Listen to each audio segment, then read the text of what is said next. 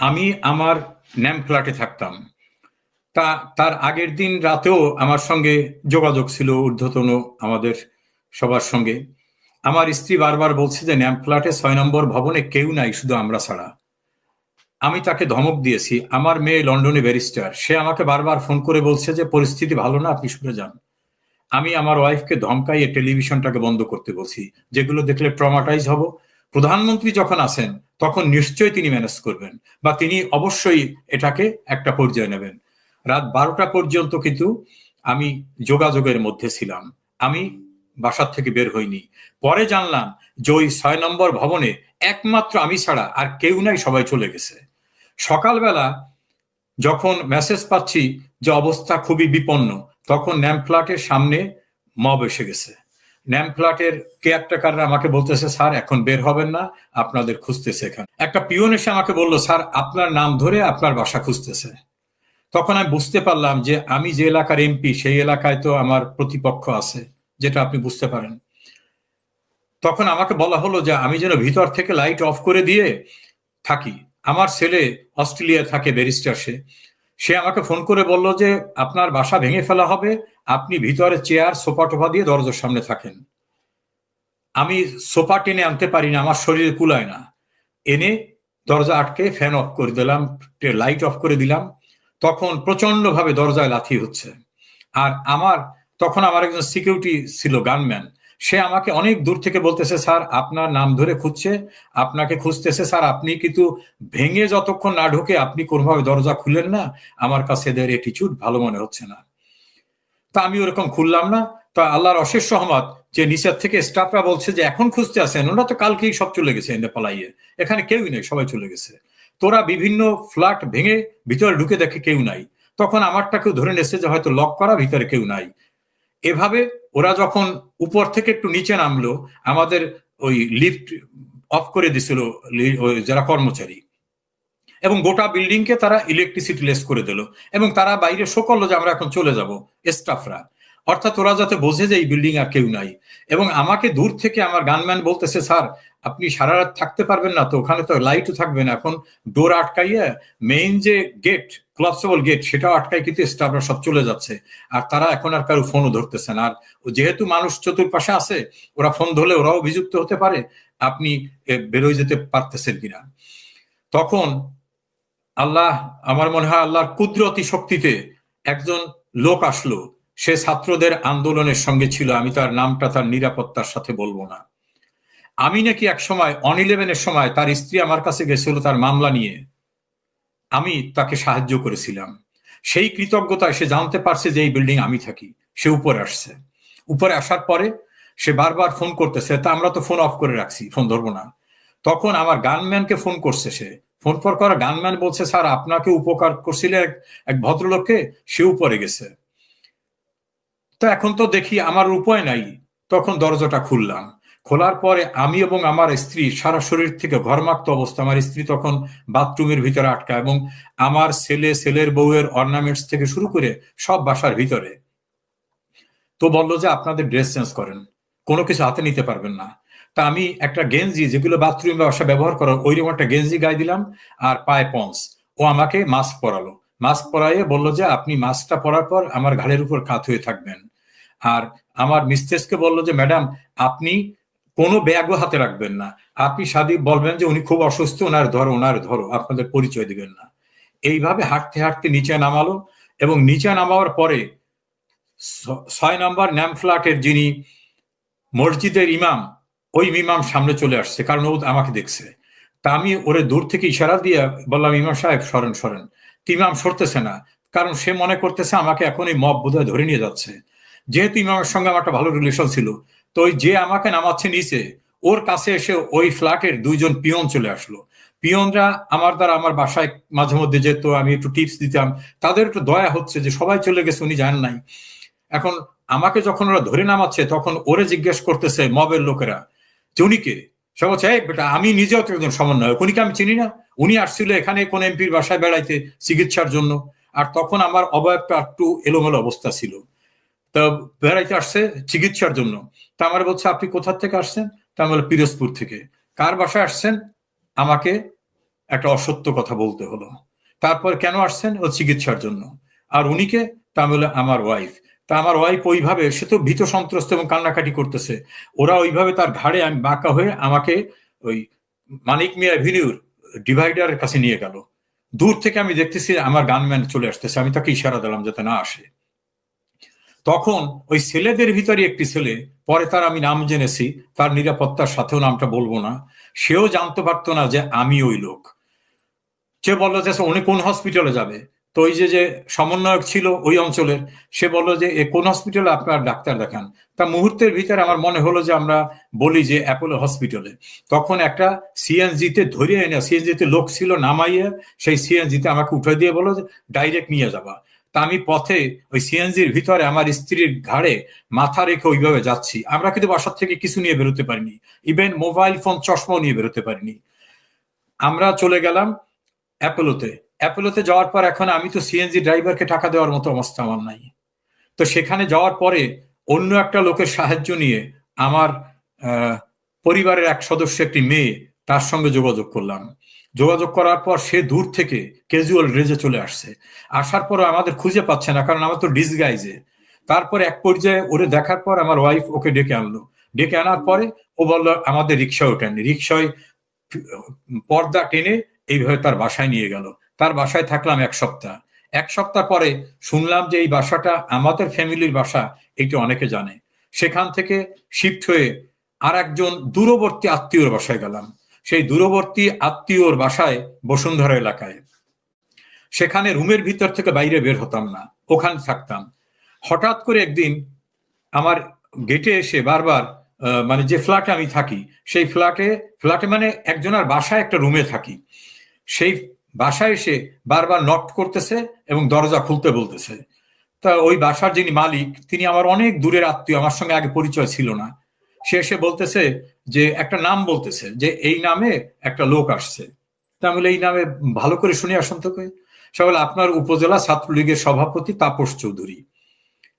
তা বলে এই ভাষা তো জানার কথা না। তখন আমার স্ত্রীকে বললাম তুমি গেটে যেয়ে দেখো এবং বলো যে আমি এখানে নাই। তা আমার স্ত্রী যে সামনে যে দেখে, ও ঢুকে পড়ছে ভিতরে। তো বলে তাপস কি খবর তোমার? সে বলে ভাইয়ের সঙ্গে কথা বলতে হবে। তোমার ভাই তো এখানে নাই। কারণ না, আমরা টেলিফোনে তার লোকেশন ফাইন্ড আউট করছি, হ্যাকাররা তার লোকেশন ফাইন্ড আউট করছে, আপনি মিথ্যা কথা বলতেছেন, সে রুমের ভিতরে আছে। তখন এই বাসার যিনি মালিক এবং তার বাচ্চারা এবং তার শাশুড়ি বাসায় ছিল, তারা সবাই চিৎকার করে বলছে না উনি বাসায় নেই। বলে আমি ভিতরে যাবো, উনি বাসায় আছেন। এক পর্যায়ে আমার আর কোনো উপায় ছিল না। তখন তারে বলা হলো কেন আসছো? বলে আমি নিজে আসিনি, আমাকে হ্যাকাররা আর প্রশাসনের লোক ধরে নিয়ে আসছে। কি চাই? 12 কোটি টাকা দিতে হবে, না হলে তাকে এখান থেকে নিয়ে যাবে।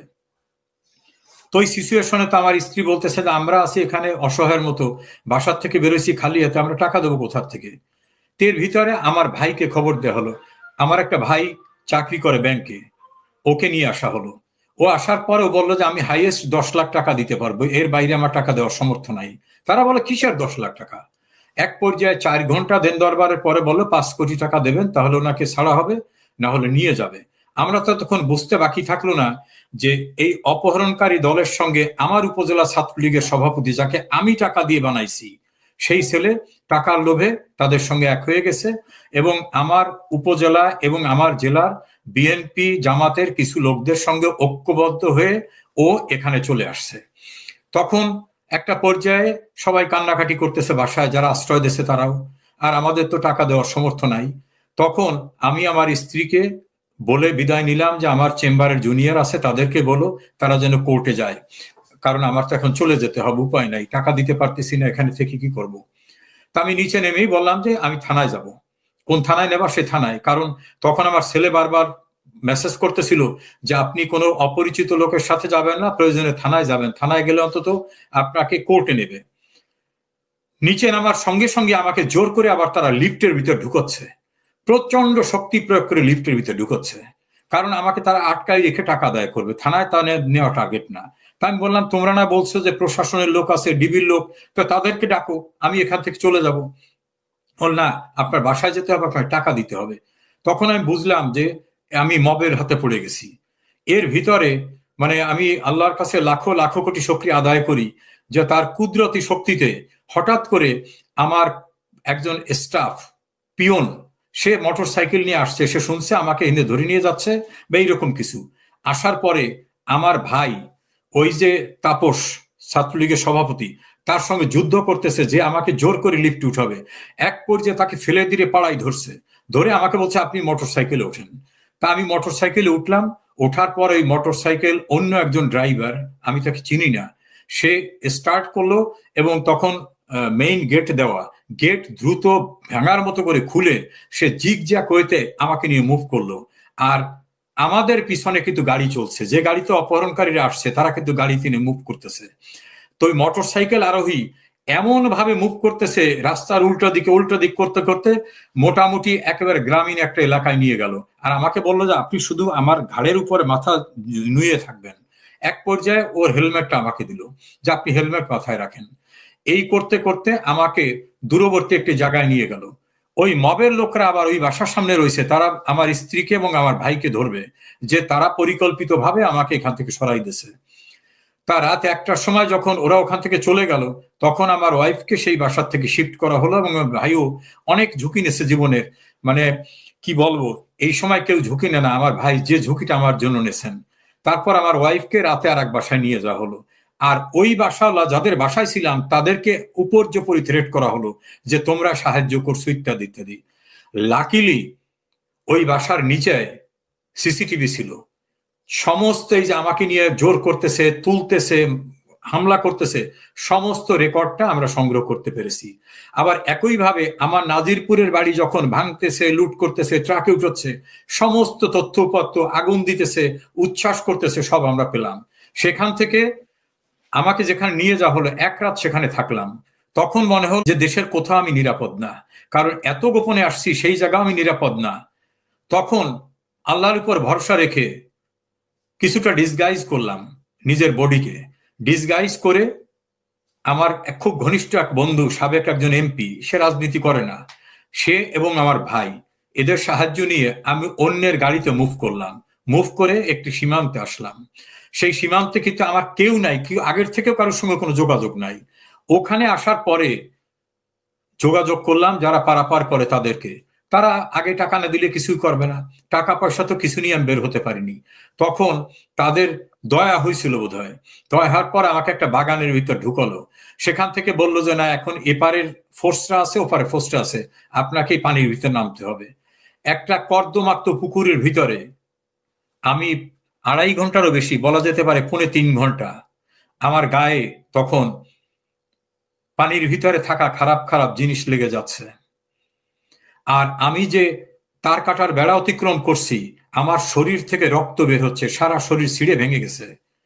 এই অবস্থায় 3.25 ঘন্টার সময় আমি বর্ডার ক্রস করতে সক্ষম হলাম।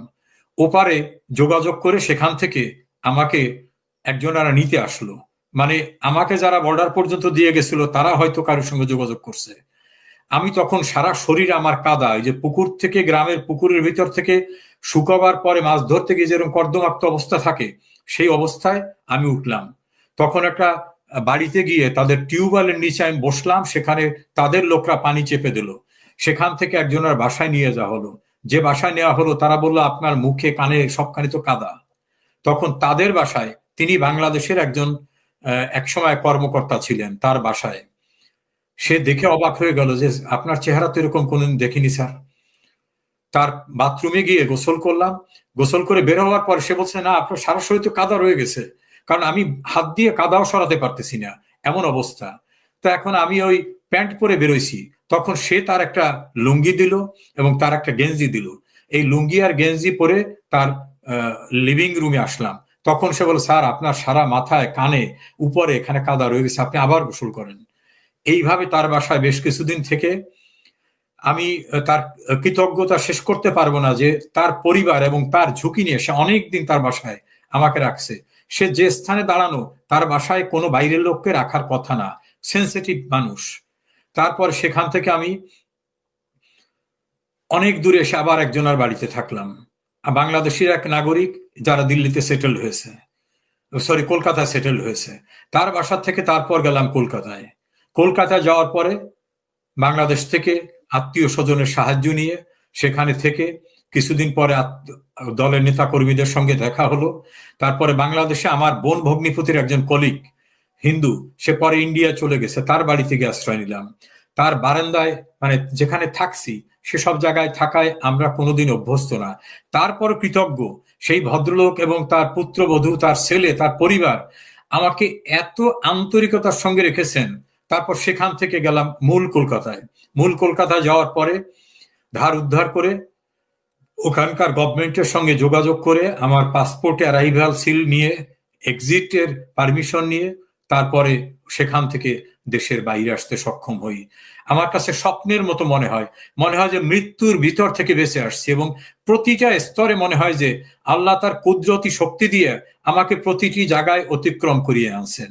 এরপরে আমার স্ত্রী, সে তো অসহায় অবস্থায়, কারণ ছেলে মেয়ে কেউ দেশে নাই, আমার বাড়ি ঘর সব পুড়িয়ে দেছে। সেও জীবনের অনেক ঝুঁকি নিয়ে, অনেক মানুষের সাহায্য নিয়ে তারপর সেও প্রতিবেশী দেশে আসতে সক্ষম হয়। সেও ঝুঁকির ভিতর থেকে আসে। তাকে নিয়েই আমি প্রতিবেশী দেশ থেকে আর একটা দেশে এসে কোনোভাবে জীবনযাপন করতেছি। সে যে অভিজ্ঞতা, সে অভিজ্ঞতা কল্পনাতীত অভিজ্ঞতা। এমন করুণ অবস্থার ভিতর থেকে নিশ্চিত মৃত্যুর মুখোমুখি হয়ে বেঁচে আছি, আল্লাহর কাছে প্রতি মুহূর্তে শুকরিয়া আদায় করি।